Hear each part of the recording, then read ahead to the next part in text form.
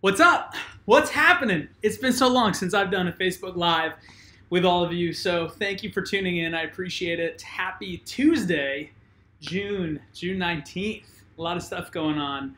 I've just been crazy, like good crazy, busy, off the charts, awesome, living the dream, got 500,000 things going on and loving every second of it. So I'm excited to be back. For those of you that are tuning in for the first time, I'm Cristiano, the founder and CEO of Bold Worldwide. We're a media, marketing, and consulting company based here in New York City. And dude, we're taking over the industry because it's all done wrong.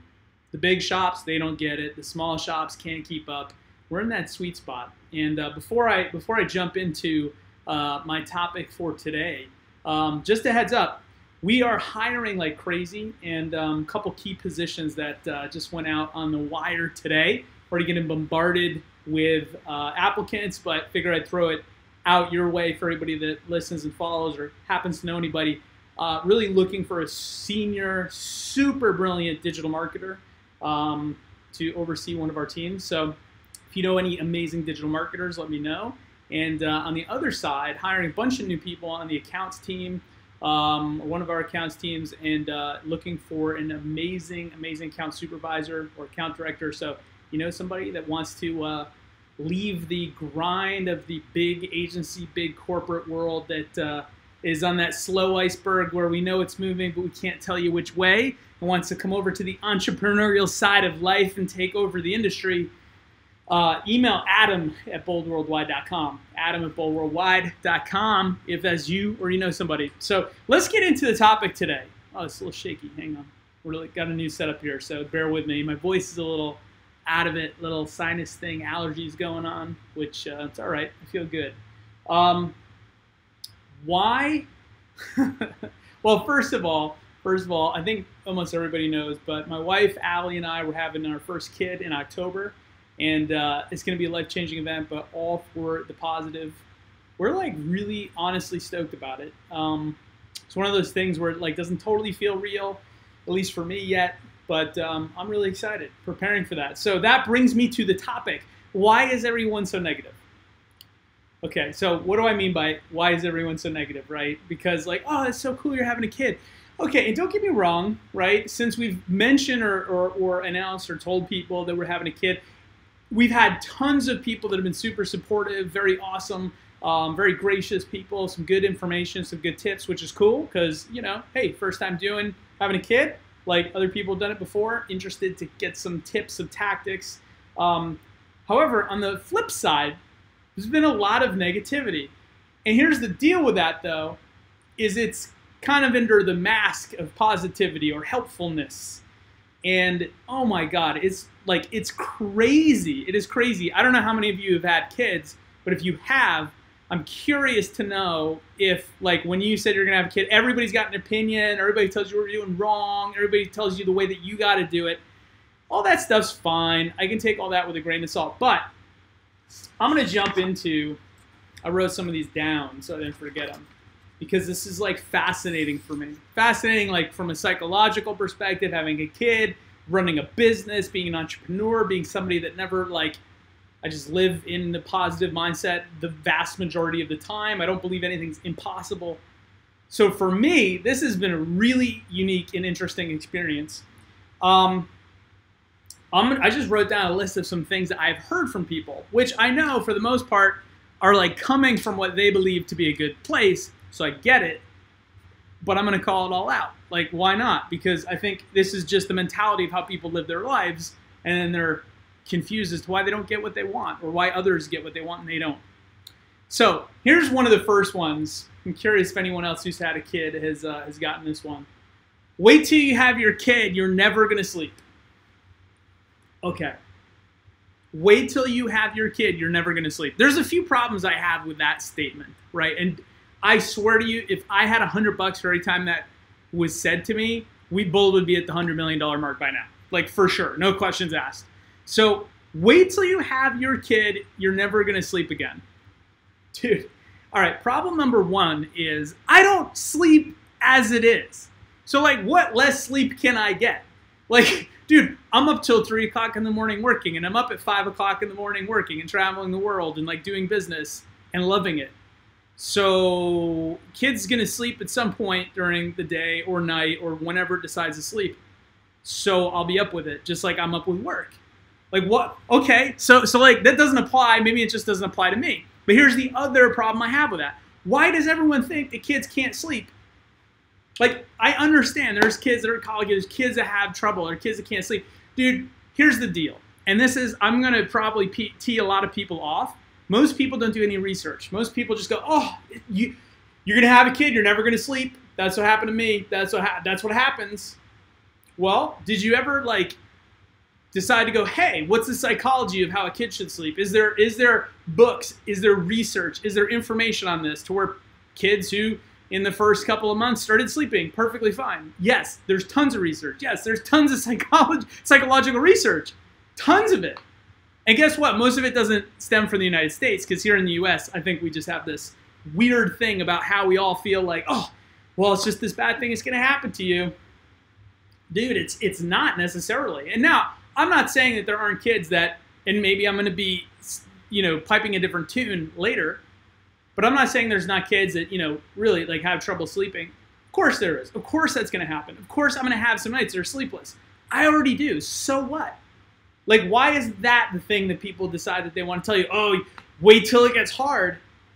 Wait till it gets hard? Dude, I'm not waiting for anything to get hard. It's been hard always because I'm constantly pushing every aspect of my life. That's how it's supposed to be. So it's not going to get hard because it's always hard. You see the difference? You see how, like, I'm constantly pushing my life. So nothing surprises me. I don't even go, oh man, I'm not going to get sleep. What am I going to do? I go, yeah, that's a thing. Sometimes kids have trouble sleeping the first year of their life. Let me find out if there's psychology for that. Of course there is. Of course there's methods. There's tons of stuff. I'm not saying all of it works. I'm not saying any of it works. But I've got a solution. I've got a tactic ready to rock and roll. And here's the thing. Let's say my kid never sleeps at night. Super.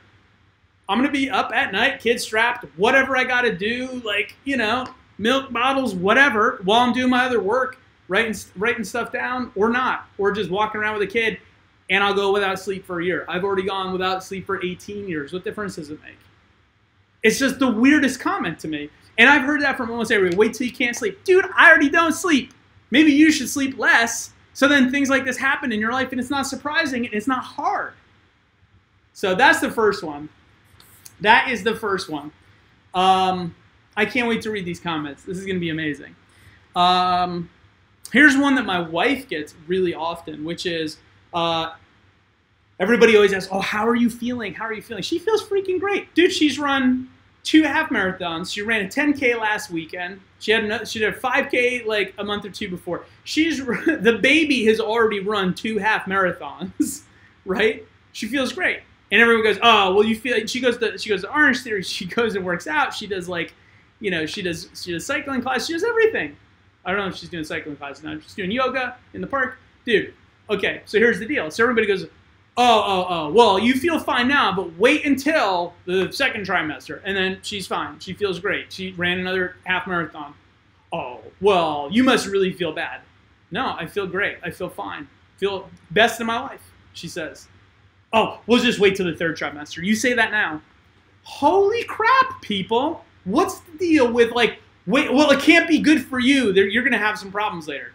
Why can't she have a perfect, flawless pregnancy that she enjoys and, like, has a great time and is the healthiest time in her life? Why do people feel the need to turn negativity on that situation? It's the silliest thing. You know what it is? Because people that have gone through tough times, it was hard for them. That's cool, dude. I'm not saying pregnancy is always easy.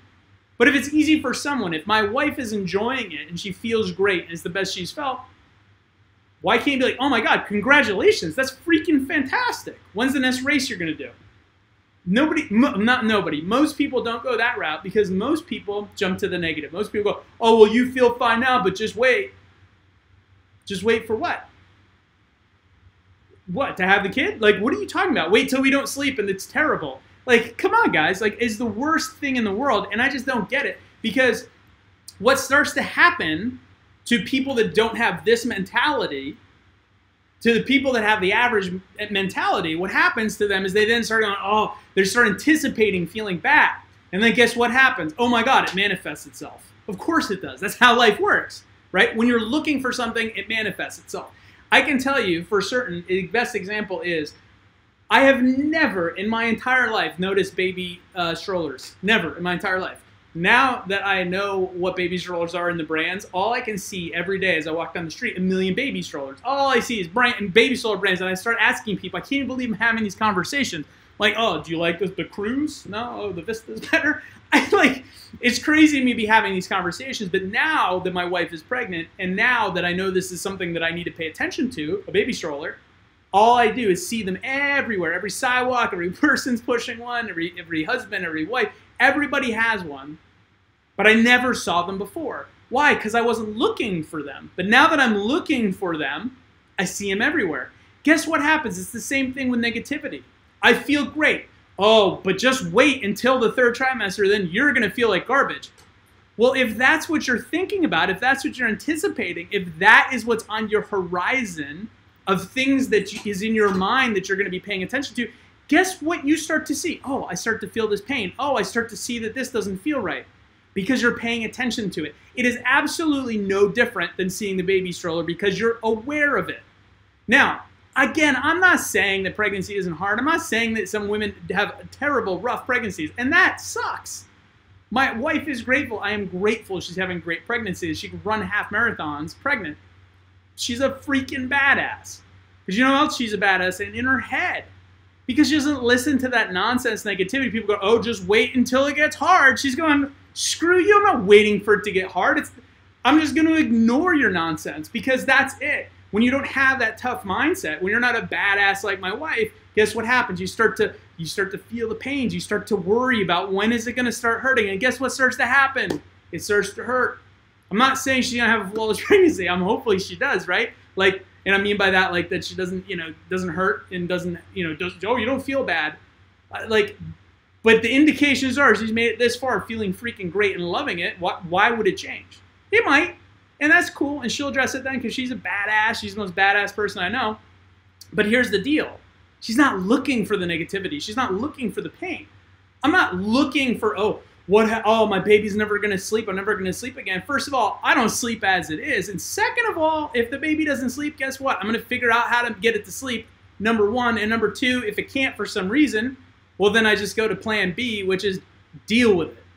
But I'm not worried about it. Everyone's always worried about the problems. I'm not worried about any problems. I'm just looking for solutions. The same with my wife. She's not worried about the problems. She's not worried about feeling bad in the future. She's enjoying feeling great today. Dude, so many people live in the problems of the future that have yet to happen, and they're not living in the great things that are happening today. They're not present. Most people aren't present. That's the problem. All right, so here's another one. You can't run a business and have a kid all at once. Oh, Brian, you're tearing the whole business down. You're changing it around. You're mixing everything up. You're changing the whole business model. You're shredding the agency world apart. Well, wait till you have your kid. You're not going to have time for that. Why? Watch me is all I'm going to say. Watch me do it. Watch me do what everybody else says can't be done. Because, dude, feed me with that. That's the difference between me and my wife. My wife's like, dude, get away from me. I don't want to hear it. I'm like, tell me it more. Because I'm going to shove it in your face and prove you totally wrong. When I go, dude, I had a kid. I grew the business another 5x in 1 year. we got more office space because we ran out after getting more office space in 2018, I guess that is this year. Right? I'm going to grow the company, have a kid, move. I'm going to change our business model, change the industry, get the content back up and running. Oh, and guess what? Oh, I started riding my bike again. After 2 years of hiatus, I also added riding my bike training back into the mix. Most people don't want to do one of those things. I'm going to do all of it. You know why? Because I'm no stronger, better, faster, smarter than you or anybody else. You know what the difference is? I don't live for that negative future. I just go like, what? Why can't I do this? Why can't I have a kid and change an industry and grow the business 5x and hire a bunch of new people and get even more office space because we ran out again for the second time in 1 year and and move into a bigger place and have a kid and start riding my bike again? Why can't, and get super healthy because I'm about to have a kid? Why can't I do that? That's the problem, folks. You're not asking yourself, why can't I do that? You're worried about, oh, but wait until it gets hard. You're thinking about wait until it gets hard. I'm sitting here going, why can't I do all the things that everyone else isn't doing? That is the biggest difference. That's why Bull Worldwide is a success. That's why I'm doing what I'm doing. That's why I took a hiatus from the content. I'm not worried about coming back even stronger because I'm going, why can't I take a hiatus, come back even stronger, and crush it 20 times better? Because I brought my director, Dave Garcia, who's a freaking superstar, by the way, coming in to help like elevate that to a whole new level. By the way, when we relaunch Growing Bold, probably in August, woo, you better watch out because we're literally going to take over the world. Why can't I have everything? Why can't I do it all? Why can't it be, I don't want to say easy. This is not easy. Why can't it be fun? So while everybody else is trying to paint the picture, oh, wait till it gets hard. Wait till this happens. Wait till you can't do all those things at once. I'm going, watch me, and why can't I? It's such a big difference. Let's see, what else do I have? You'll have to see how the day... Oh, you'll have to see how the dog is with the kid. My God, guys, if you do not see my dog, my dog loves kids, first of all. Second of all, the dog is super well trained. Third of all, like, what? Again, oh, you got to look out for this future problem. You don't think we've already addressed that? Like, the dog is more excited. The dog's fully aware my wife's pregnant. I swear to you. I swear to you. My dog's awesome. We take, by the way, a little fun note here. I take a photo of my wife every single week. She holds like the number of weeks she's pregnant on. She loves that, and and it's so awesome because I'll turn on. I have like a ring light. Of course I do. I have like a ring light, like photo, like a 7D or whatever in the room over there. And I'll turn on the light now. I swear, Ellie, my dog, she'll come in. She sees that I turn the light on. She comes in and she sits down on her mark. I got a little cross-haired tape, little T mark for her. She comes and sits down. I don't have to say anything. So people are like, oh, you got to wonder about the dog. Dude, wonder about the dog. Train the dog. Make the dog a part of the family. Get the dog equally excited about the pregnancy as I'm excited about it, as my wife is excited about it. That's the answer. That's the solution. So why is everyone so negative? I'll tell you the secret to this. I will tell you the secret because understanding the reason why everyone is so negative will allow you to rise so far above it and operate on planes that no one else can imagine. And like a shield of armor, let all those nonsense of you can't, you shouldn't, oh, watch out for, all that crap bounce off. It's because it gives everyone an excuse to be mediocre. Why is everyone so negative? It's because it gives everyone an excuse to be mediocre. That's it. What do I mean by that?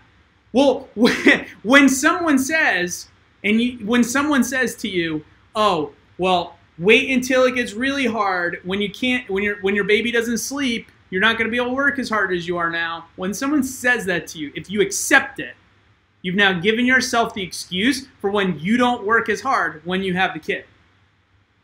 You're just letting people give you the excuses. You're letting them hand it over to you. You're taking them. You're grabbing them. When somebody says, you can't run multiple half marathons pregnant. If my wife accepted that, she would have been taking the excuse. My wife took the excuse, crumpled it up, and threw it away because she's a badass. Love you, Alex. But seriously, that's the difference. You're accepting someone else's excuse to live a mediocre life, to make a mediocre decision, to give in. That's all that's happening there. So everyone is so negative because if they throw it out there and someone else accepts it, well, then it's okay for me too. Well, I didn't push myself. I didn't push my business as hard as I knew I could. I didn't make the right marketing decision because it was risky. I did the safe thing instead. Because then you'll tell other people, well, don't take that risk in marketing, you know, because it might have a negative outcome. You're justifying your own inaction. You're justifying your own excuses. And when somebody tells it to you and you accept it, you're grabbing onto that person's excuse and using it for your own to accept your mediocrity. That's it, man. That is it. That is the bold truth. Nothing but the bold truth. Look, I am, this was fire. I'm having fun right now. So I also am going to open up for some Q&As. I'm gonna scroll back through here because I can only imagine some of the comments I've gotten here. But what questions do you have for me? Whether it's about this, whether we're talking about the negativity and how to overcome it, because I'll get to some of that in a minute here, but I want to take some of your questions. Or like my personal life, running the business, any marketing questions you got, I want to open up the door right here. So I'm going to scroll back, but add any questions you got in here. Matt Chizever, let me know next time you're casting something. I will, Matt. Anybody need a good actor? Matt Chizever, scroll up. Let's see. No teen babies. Know exactly what you're talking about. Appreciate that. No, nothing can stop fighters. All about perspective. That's it, man. All this is perspective. I'm not right. The other people aren't wrong. It's just the perspective. It's just how I interpret those words. It's what I do with those excuses that matters.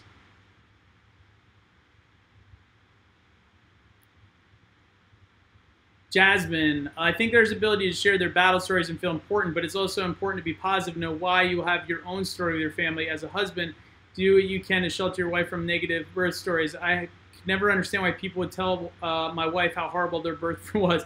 Dude, I agree. Isn't that crazy?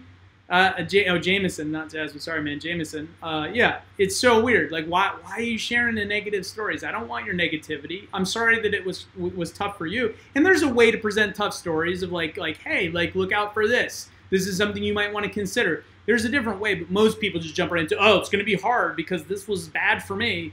Dude, I don't want that. My wife doesn't want that. My kid don't want that. Jameson doesn't want that. Jamie, people hated my wife because she said it was perfect from day one all the way through. People told her they hate her. Dude, I believe it. I believe it because people want the negativity. They want the excuse. They want the misery loves company nonsense. Rob Cressy, shout out to Positive Vibes. That's right, Rob Cressy. Everybody go follow Rob Cressy, founder of Bacon Sports. I believe he's expanded to Bacon Sports Media. He's taken over the sports marketing world. Good friend of mine. Also co-host. Well, now he's the host of the Sports Marketing Huddle. Angelina, I'm dying, so true. I was never sick and had an awesome pregnancies. Everyone would ask if I was feeling okay, was doing okay, or they would tell me not to do certain activities, otherwise I'd hurt myself or my baby.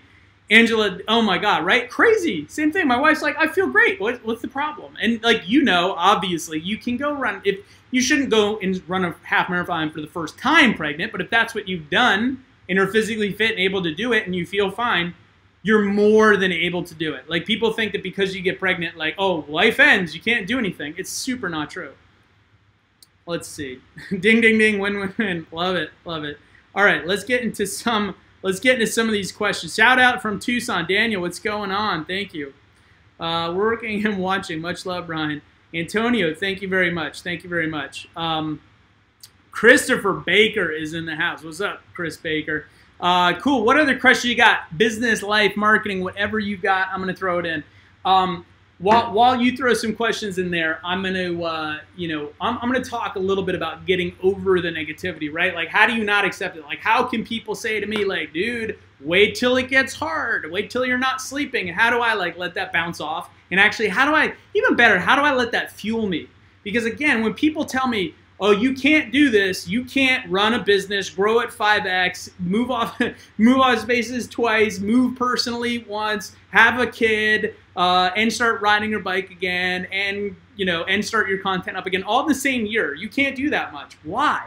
Like, that fires me up where I'm like, I'm gonna do it so I can show you that it's possible. I think for me it's twofold. Number one, there's just a little bit of that chip on my shoulder where I genuinely do want to prove other people wrong. Like, whether that's a right way to approach life or not, I don't know. It doesn't matter. For me, it works. It's just, that's fuel. tell me I can't do something, and I get way more amped up to do it. I had Chad Butch, who was my who Endurance Works, who was one of the co-sponsors of our bike racing team. He was my coach for a few seasons when I was racing competitively. And I remember there was this one morning where we were out in Central Park and we were doing these sprints where it was like full out, all on sprint, and then like 4 minutes where you kind of recovered in between, and then full out, all on sprint. You know, just brutal, terrible workout for anybody that's done those kind of repeats. It's just super rough, like the kind where you literally want to throw up after every repeat. And I remember I'd gotten like 3 hours of sleep. I gotten up. It's 5:30 in the morning. We're training. There's a bunch of us. We're doing this workout. I'm like, you know, I ate something funky the night before. I wasn't feeling good on like 100 levels. And we get out there, and I remember it's like the 3rd or 4th repeat of these sprints. And it's taken its toll. I'm literally feeling a little lightheaded, kind of like I'm going to throw up, like just don't feel well, exhausted from the night before. And I remember I'm doing the 4th sprint, and he just rolls up behind me. And as I finish my sprint, Chad just goes, if you're not going to go all out and put in the workout, you might as well go home. And I was like, oh, damn, no, he didn't. And you know why he said that? Because he knew it would get me fired up. I threw in the hardest sprints I possibly could for the next like hour and a half of that workout. It was so miserable. I felt like total trash the rest of the day, but I put in the work. Because he told me, hey man, if you're not, all right, I guess you're not going to do it. I guess you're not good enough. I guess you're not going to happen. And I was like, what? Let me prove you wrong. And I did. So there's a chip on my shoulder that takes that negativity when it's like a you can't do something statement or you shouldn't do something, and I'm going to go and do it, right? Like I want, it's fun for me. There's a game in there. Like it's an enjoyable game. On the other side, when it's just the negative stuff, the negative talk, here's what I recognize. And this is hard because I'm sure a lot of people take this the wrong way, but you have to remind yourself in that moment when somebody's being negative with you, like telling you, oh, how hard it's going to be, or, you know, most businesses fail, or whatever their thing is that they're going to tell you to try to get you to not do what you're capable of. You need to remind yourself, they're not telling you not to do that thing. They're not telling you you can't do it. They're just justifying why they didn't do it. And that's harsh, but it's the truth. And when you understand that and you go, then I don't take it personally. I'm not going, oh, this person doesn't think I can do it. I just go, oh man, that's really sad that that person regrets not doing that thing. Or that they don't think that they're capable of doing that thing. That's sad. That sucks. Sorry for them. And that's it. Straight up. Okay, let me jump into a couple of these questions. Brienne, what happened to the old saying, if you don't have anything nice, don't say it at all? It's just a saying. Nobody's ever actually done that. JD, dude, it was great. It was a great birth, a wonderful experience being in the room. C-section, performed baby girl, life-changing, but for the better. So how's the biz going forward? Did you get your team in place, take some of the projects off your shoulders? Awesome, dude. Glad to hear that about your experience. And don't get me wrong, I've had a lot of people tell me like really great experiences. My good friend Krista Nicholas, man, he's an awesome dude, very supportive. A lot of other great people have shared very positive, beneficial stories or tips or insights, which is great. Like I want that. It's just the negative stuff I don't. So congrats, JD, man. That's awesome. We've got some more team. We're still hiring more. Like I said, we're hiring another account supervisor and a senior digital marketing person. So if you know anybody or you are that person, email adam@boldworldwide.com. Jameson, can you give some insight on what exactly Bold does, the type of customers you work with, and what do you do from them? So we are media marketing and consultancy, meaning, so we go into a brand or a company, or a celebrity, but mostly brands, and we figure out, okay, what's the problem that they're trying to solve? What is the business trying to be, or what is the business? And then how do we use our marketing tactics? Facebook ads, content, storytelling, video, etc., paid advertising, digital, social marketing. How do we use that to fuel the fire to the growth that the business wants? And then how do we analyze that to make sure that we're actually helping the business grow? So we're not just on the digital side because we start from that consultancy side of like, what is the business trying to achieve? And then how do we use what we know from marketing tactics and media execution to help execute that and scale and grow a business? Angela, do you believe in work-life balance? If so, does it mean to you? No, I do not believe in work-life balance at all. Because here's the thing. I think when you say like work-life balance, it makes you feel as if it's a trade-off of like, well, you know, I'm going to put some time and energy over into my personal side, and then I'll put some time and energy into my business, and it's constantly this ebb and flow, and meaning like you're never going to achieve harmony.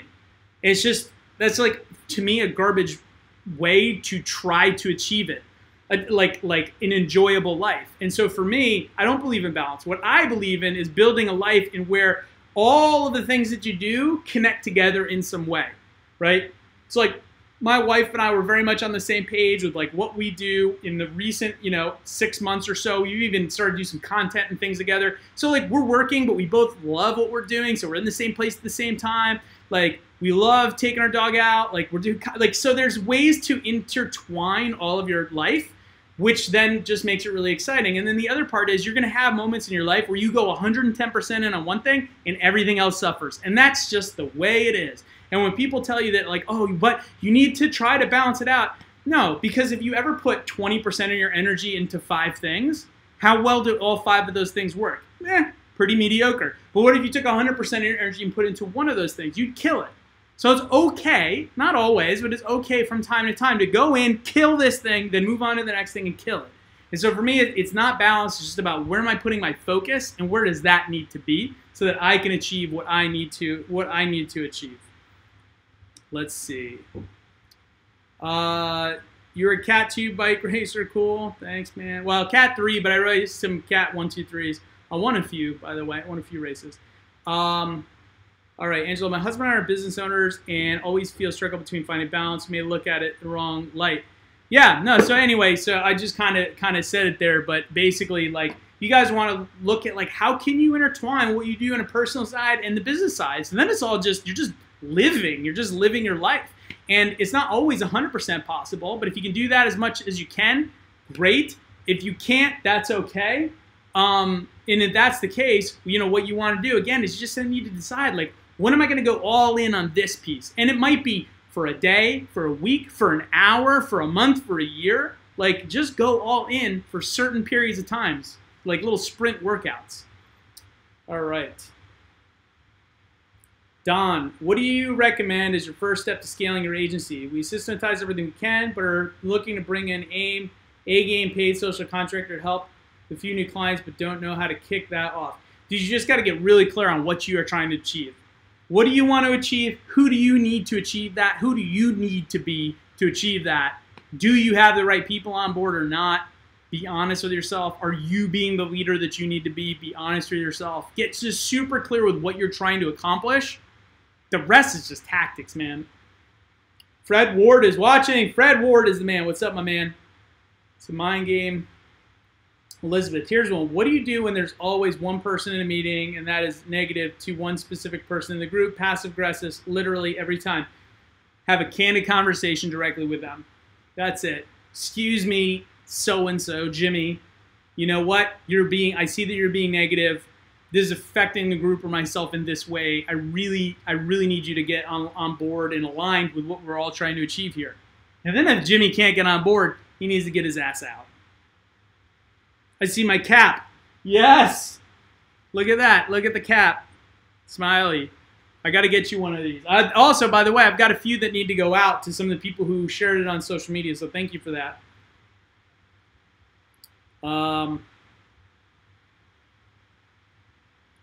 do you make clients more hungry? Do better work. Get them really sick, amazing results. That's it. That's the key. Frankie, how would you recommend growing pest control business? I feel like my business is not where it would like to be. Frankie, how do you get your customers now and who are they? Allison, what did I miss? You missed it all. Fred, what's up, brother? Thanks, man. What gets you to open and fully read an email? Short, sweet, to the point, something that shows that you are adding value or it's not just a one-way street. You're not just extracting. That's it, short. If I have to scroll an email, dude, I swear to you, I will not read it. Unless it's like a client's email where we're in a conversation. But if it's like a cold email to me, if I have to scroll, delete. All right, last few here. JD, how do you handle a client that doesn't put their portion of the project? Sponsor puts money for ads, doesn't have anyone or doesn't want to do any personal engagement with it. So that's tough. Sometimes it's just not the right partner or the right client. But the more clear you can be upfront in what the expectations are, the better. Because sometimes that could be on your sales side of the process, meaning you're like, yeah, let's do this deal, great. And they don't have the expectations of how much work it's really going to take on their end. So the more clear you can be with them, the more upfront, before you even close the deal, the more likely they are to put in the work, number one. Number two, especially early in the relationship, really paint the picture of how much more success they're going to get by them helping you. And number three, find ways where you can help them help themselves. So if it's training or if it's you send an intern to their office for a few days, whatever you need to do. So those are my tips. Michael, positive things attract positive people. Dude, there's nobody more positive than Michael Ficara. You got to do the dance, man. If I could flip over, I could figure out how to do that on Wire, because if I flip it over and have you do the dance, I would. Well, listen, it's been real. I appreciate it. Cut out the negativity. Understand when people give it to you, it's really more a reflection on them than it is on you. Stop taking it personally. Find a way to grab that fire to just prove people wrong. Little chip on your shoulder is a good thing. Don't bury that.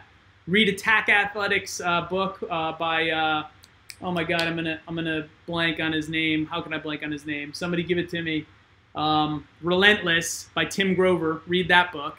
And just live in the now. Like, don't live for the thing that could be negative that might happen a month, 2 months, 6 months, 2 years from now. Live in the moment of what's going right today. Because that's all you really got, to be honest with you, right? Like, not everything's gonna be perfect. Not everything's gonna be easy. But most of the cool, fun, exciting stuff in life really isn't easy. It's just about the challenge. It's about being really passionate in life, being clear on your direction, and just going after it, man. Enjoy, like, just go. Be curious about your life, about other people's lives, about your clients' businesses. Be really genuinely curious, and then try to solve some problems. That's it. So I'm going to leave you with that.